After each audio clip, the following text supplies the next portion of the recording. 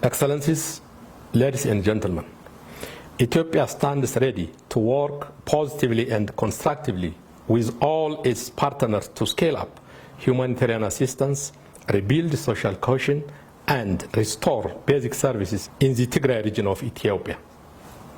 Therefore, what the country needs at this critical moment is the support of friends and partners, and not uncalled for pressure that would complicate the situation further.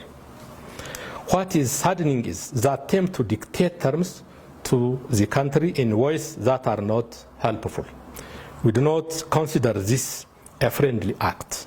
That is why the Ethiopian government cannot be expected to accept with equanimity this condescending approach. We are indeed disappointed by the campaign that is being waged against Ethiopia. In this regard, it is extremely regrettable to see that some within the international community have embarked on a mission to undermine the unity, territorial integrity, and the cohesion of the Ethiopian state under the guise of humanitarian concern. We urge these individuals and partners to desist from these unhelpful activities. In this regard, accusations leveled against Ethiopia of using hunger as a weapon of war on its own citizens is an egregious falsehood and in no way calculated to help foster peace, harmony, and stability.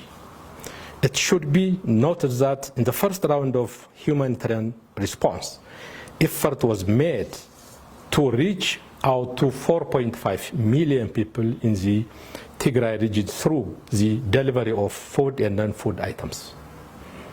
In the second and third rounds, the relief efforts were able to reach out to 5.2 million people.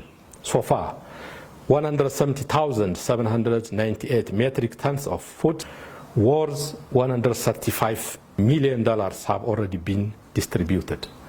Currently, 6 operators, namely World Food Program, World Vision, CARE, Relief Society of Tigray, Food for the Hungry, and the Ethiopian government are providing food assistance in the region.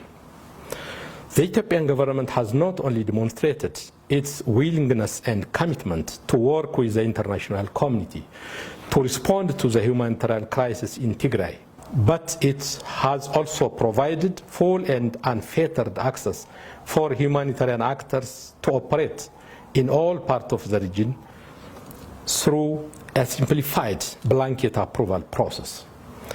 In the areas where safe movement of humanitarian cargo are strained, military escort is offered as a matter of last resort to reach those in need. In this connection, we wish to point out here that we have credible evidence indicating that some actors have attempted to smuggle weapons to arm the terrorist cell under the guise of humanitarian assistance. This is unacceptable. There is no doubt about the enormity of the challenge in the Tigray region. It is through working with the government to accelerate the humanitarian response, to reach out to every person in need that will address the problem. The Ethiopian government is well aware of its responsibilities towards its own citizens and its obligations under the international humanitarian law. The Ethiopian government is using every ounce of its strength to mobilize all the necessary resources from within the country to reach out those in need, but its resources are limited. This is where the support and solidarity of the international community becomes all the more critical. We are grateful to those who lent a helping hand in this regard.